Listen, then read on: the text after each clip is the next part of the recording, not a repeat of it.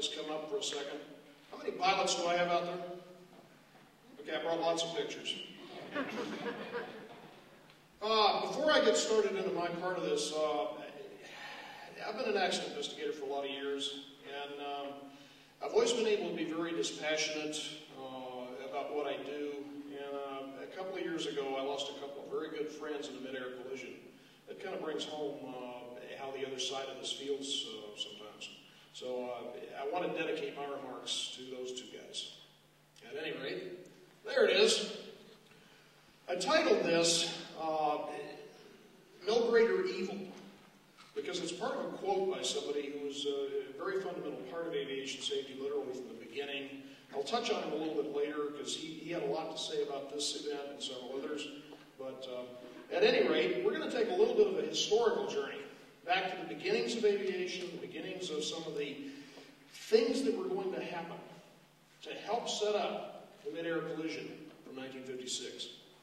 One of the other things that I always like to start out with is this observation, is that those who fail to learn from history are doomed to repeat it. And that's very, very true when you start looking at aviation safety and aircraft accidents. It's absolutely imperative that we learn the lessons that the accident has to teach us to avoid it happening again. And the profound effect that the mid-air collision in the canyon had on the aviation system and the safety of the system really cannot be overstated. This accident changed a lot of things. It literally created the system that we have today. Back in the beginning, though, in the 1920s, it was a very free era. The early airlines, the airlines we now know as Delta, American, we call them Legacy Airways now, these airlines were first formed back in the early 20s when a lot of folks came back from World War I, a lot of pilots who loved to fly and didn't have anything better to do. So they thought, gee whiz, maybe we can make some money doing this. So we see a lot of early development, a lot of experimentation, and very little regulation. Some of these airplanes are the historic firsts. The airplane on the upper right, that's a Boeing P40. It's significant because it was actually the first Boeing aircraft to carry a paying passenger.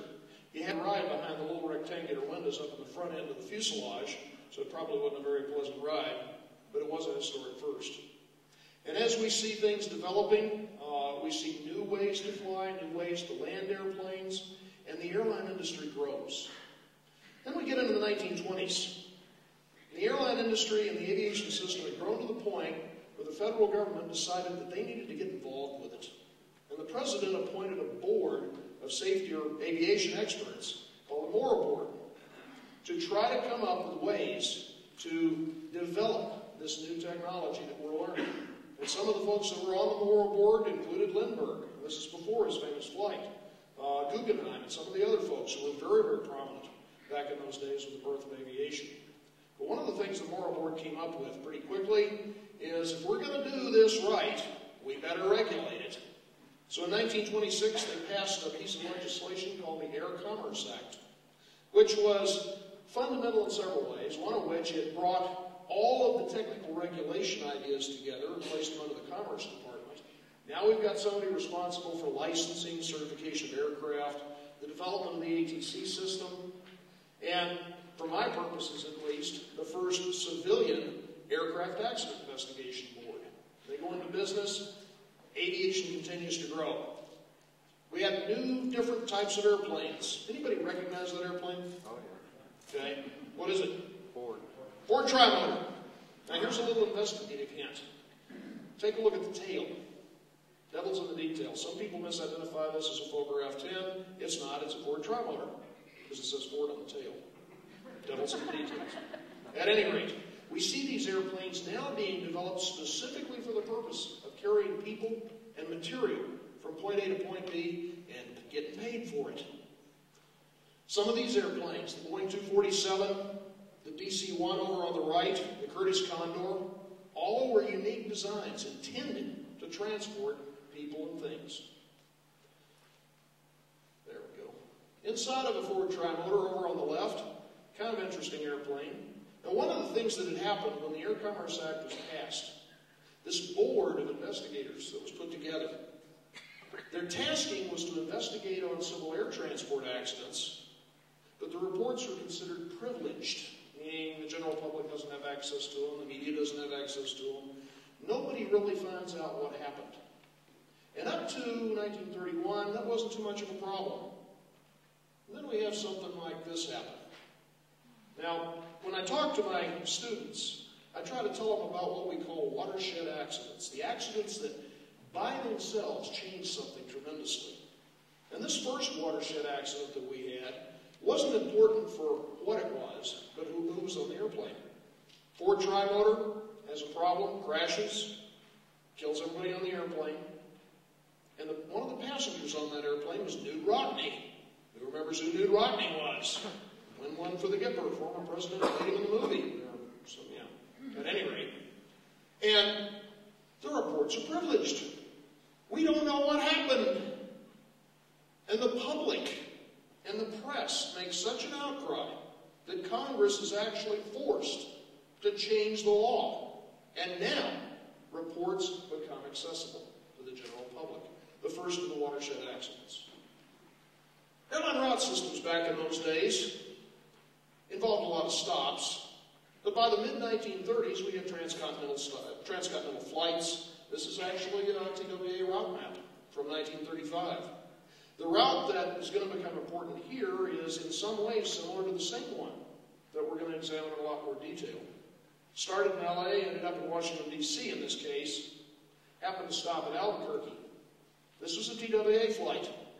It was a DC-2. Kind of looked like that airplane. And on approach into St. Louis, it runs out of gas. And the airplane crashes. That's an actual picture from the accident file. And again, it wasn't unusual that we had an airline crash, but who was on the airplane was unusual.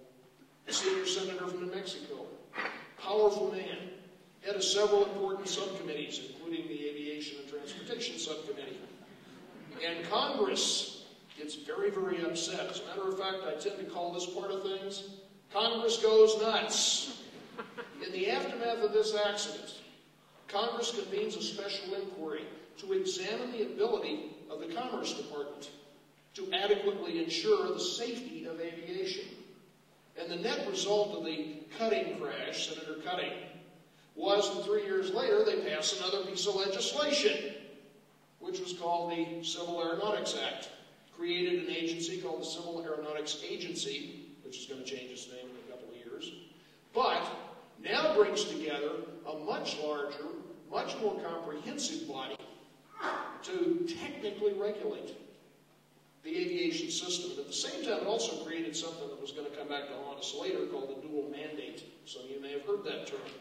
And what it said essentially is the CAA was responsible for safety of aviation and development of aviation.